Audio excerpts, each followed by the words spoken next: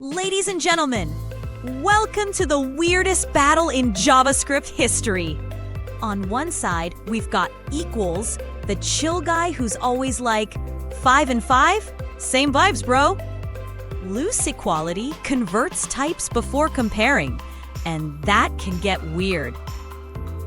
Then there's sequels. No shortcuts, no excuses. He wants everything exactly the same. Different types? He's like, nope, not today. Now watch this disaster. True equals 1? Yup. 0 equals false? Somehow yes. Null equals undefined? Sure, why not? Bytey's rule of thumb? Use equals and sleep better at night. Follow us for more JavaScript chaos. Explain the Bytey way.